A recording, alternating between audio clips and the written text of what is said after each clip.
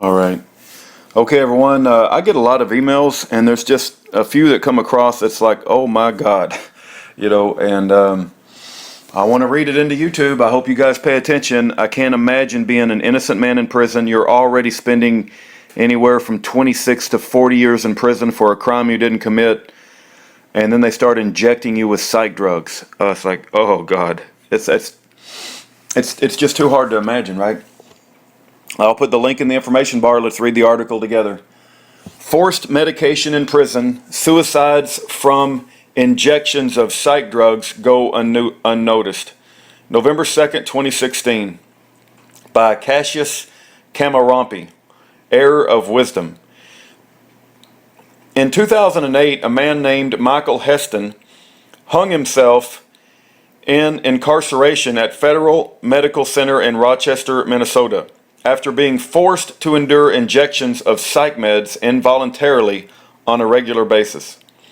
He wrote to a medical freedom advocacy group called Mind Freedom, begging for help, saying, "I live in mortal fear, and the needle has me terrified. They just keep sticking me every 2 weeks, and I feel like death."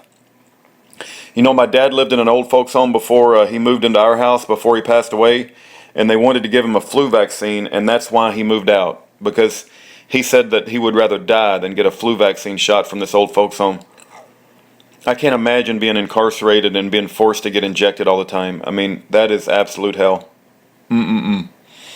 Although the good people at Mind Freedom sent out a public request for help to assist him, the pain of this strange drug would eventually drive him to suicide, as certain psych meds, including SSRI depressants have been known to do. This video explains the situation of forced psychiatric medication in prison, or you could read the rest of this article below. You can read this local news article, one of the only news outlets who paid any mind to this forgotten soul in 2008. This is one story out of who knows how many of forced medication in prison, completely under the radar of public scrutiny because not enough people care to speak up. In Marion CMU prison and Terre Haute CMU prison, there's no accountability whatsoever. These people do whatever they want behind closed doors, and there's no scrutiny from, or anybody holds them accountable. And there's evil, wicked reprobates in the Department of Justice and the Bureau of Prisons. There's no telling. We already have multiple reports of torture.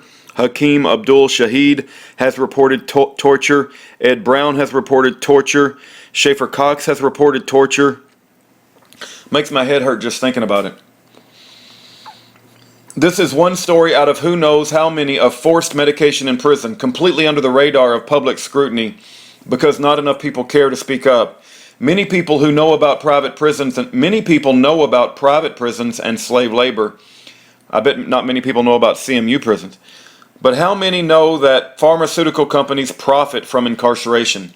The Global Research article sums up exactly who profits from what is essentially slave labor in prison. At least 37 states have legalized the contracting of prison labor by private corporations that mount their operations inside state prisons. The list of such companies contain the cream of U.S. corporate society: IBM, Boeing, Motorola, Microsoft, AT&T, Wireless, Texas Instruments, Dell, Compaq, Honeywell, Hewlett-Packard, Nortel, Lucent Technologies, 3Com, Intel, Northern Telecom, TWA, Nordstrom's, Revlon, Macy's, Pierre Cardin, Target stores, and many more. The more I read this article, the more I just want to vomit. Oh. All of these businesses are excited about the economic boom generation by prison labor. Just between 1980 and 1994, profits went up from $392 million to $1.31 billion. Inmates in state penitentiaries generally receive the minimum wage for their work, but not all. In Colorado, they get about $2 per hour, well under the minimum. Pharma corporations such as Pfizer and Eli Lilly directly profit from forced medication, as their psych meds are sold to be used in penitentiaries. They are not dumb about their profit margin. They know that in 1990 their profits began to rise, however large or small that profit margin is. Since 1990, Supreme Court ruling decided that it was not, in fact, the right of a prisoner to decide what substances were injected into their body or forced down their throat. Manufacturers of psych drugs have gotten paid. We must remember our incarcerated brothers and sisters and never forget to show everyone what is really going on behind bars.